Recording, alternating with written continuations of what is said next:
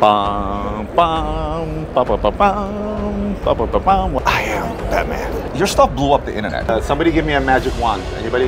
It's all about the story. What is that colorful thing behind me? It's a central tourbillon. Let's punctuate that. Do you know how hard that's to regulate? This is really real. This is really, it's like mesmerizing. I'm here with Marco at Kross Studios. Your stuff blew up the internet. I actually walked over here humming the Star Wars song for a reason, right?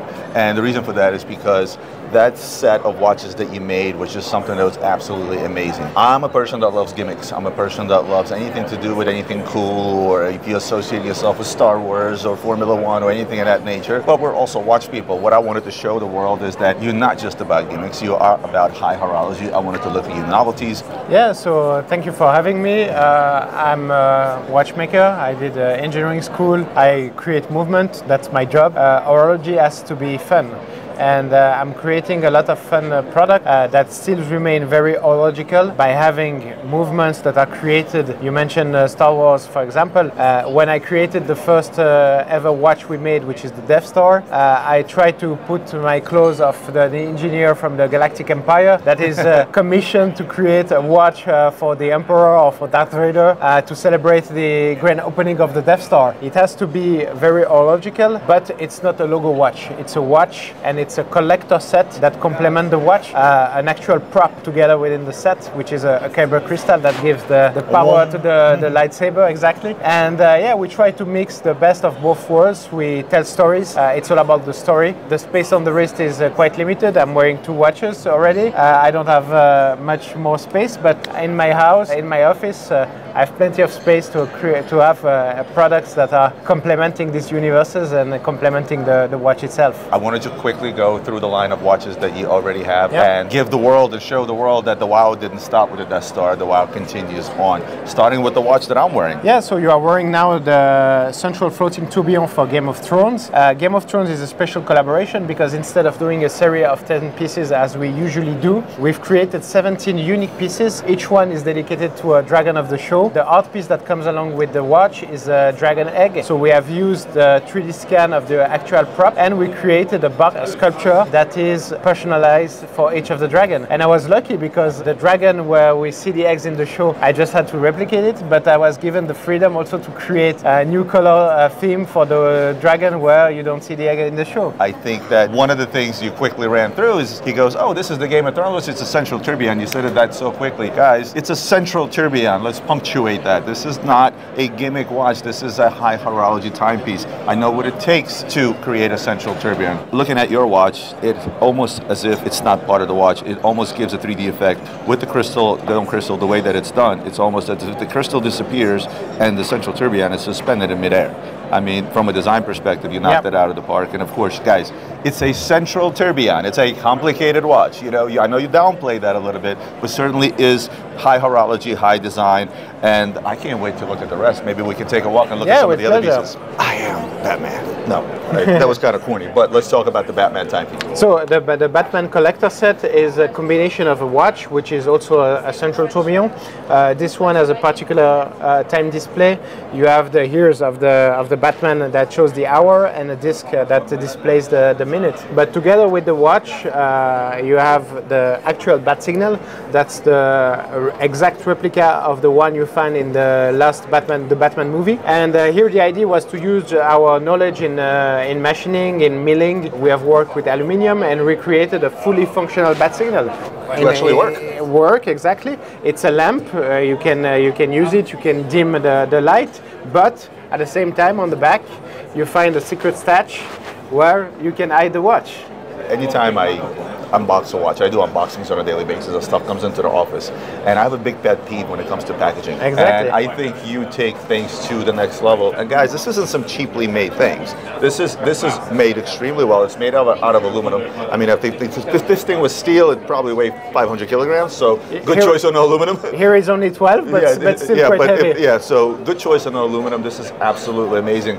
What is that colorful thing behind me? Then we have a collaboration we've made with world famous Alain Alain Silverstein.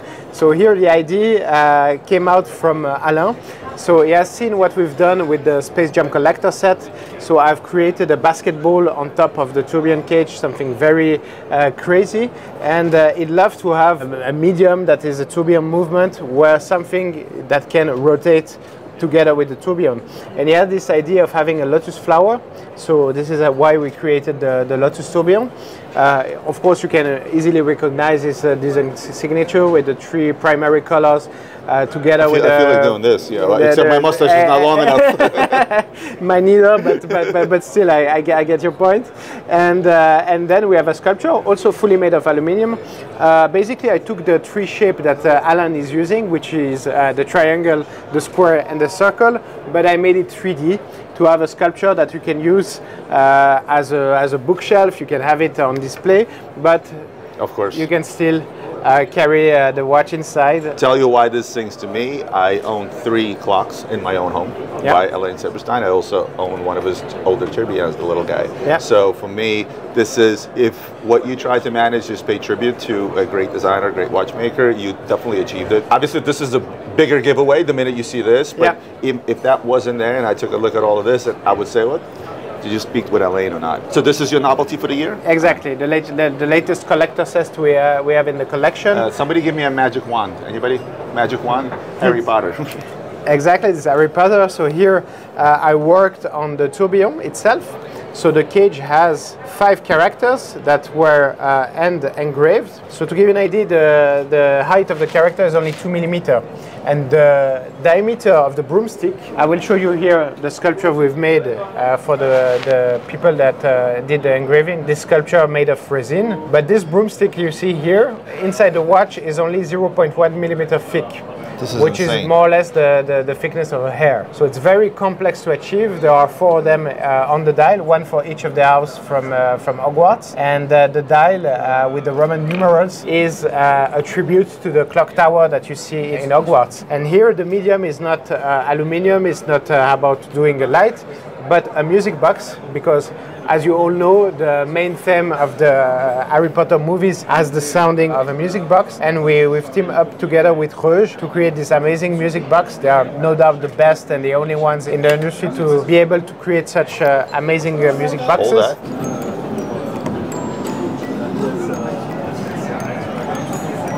You know, you mentioned watches.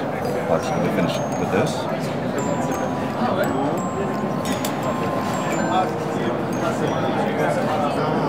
We started our conversation with high horology, but fun. A lot of companies out there don't realize just how important packaging is. Often you hear things like, oh, well, my timepiece is a conversation piece. Well, for you, it's not just a timepiece that's a conversation, it's the whole package. And the attention to detail, reaching out to a company like Rouge to be able to do that music box, I think it's outstanding. He's very light about the horology of things. You mentioned that there are 4 figurines around the tourbillon cage.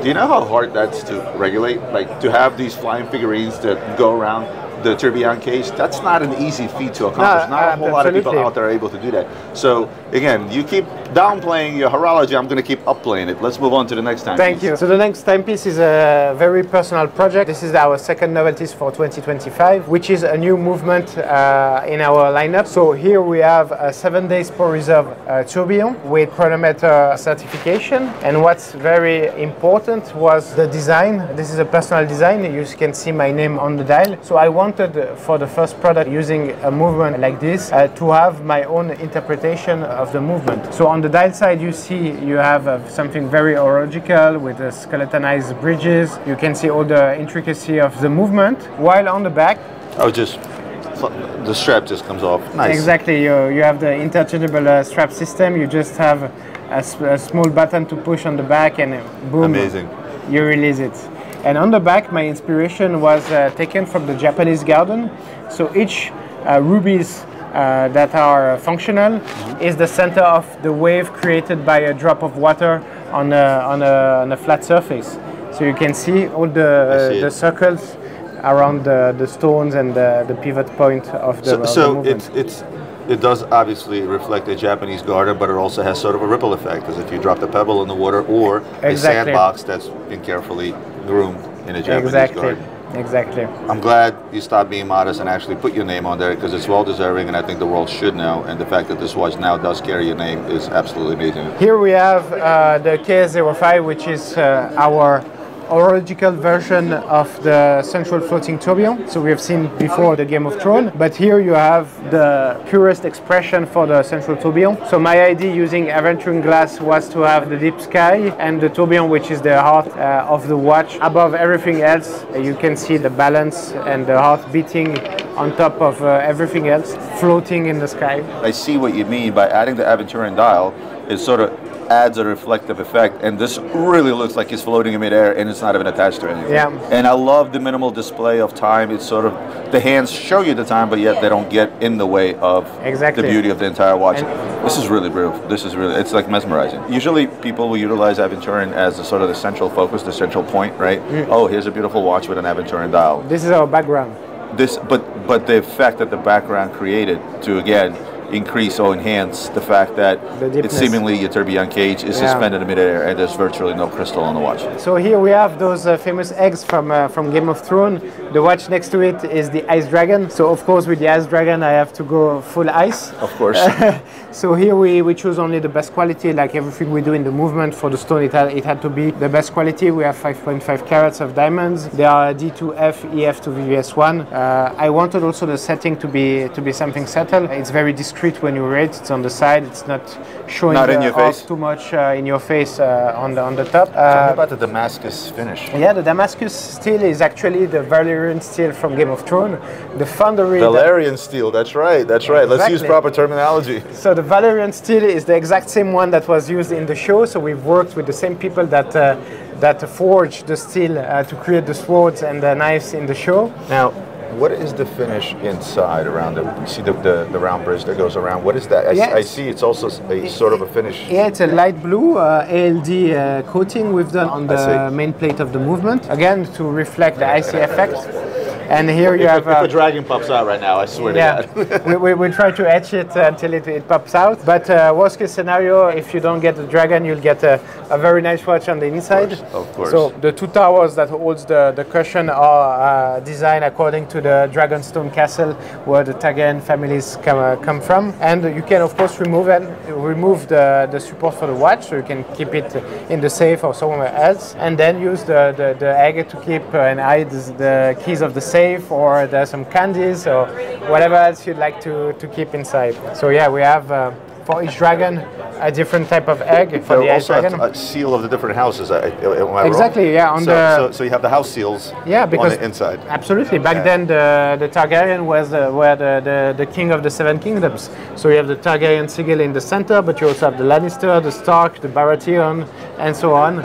The 7 houses are there on the support. So it's that attention to detail that I'm talking about that, again, makes it so much fun, makes me geek out anyway. This is the first tourbillon that I could lay my eyes on to say that it's like not part of the watch. It's almost magical, as if it's outside of the watch. The crystal is virtually not present. You don't see the crystal. The attention is on the watch. Damascus, Valerian steel, let's call it. The Valerian steel, the blue piece in the background, the diamonds on the side, but yet not one thing takes away from another. And that's difficult to manage. Yeah, you always have to find balance. So, as a watchmaker, not a watch designer, it's a huge task to take on, and I think you knocked it out of the park. Last but not least, we have the KS06 Collection, which is part of our horological collection. Here we had the demand from some customer to have something with a more classical design. They love the central floating tourbillon, but they wanted something that reminds them more of traditional horology, with the case with the lugs. But yet I didn't want to lose any features of the watch. So you see, you still have the dome sapphire crystal. You still have the winding from the back. So you have your 5 days per reserve plus the winding here from the back. But last and not least, we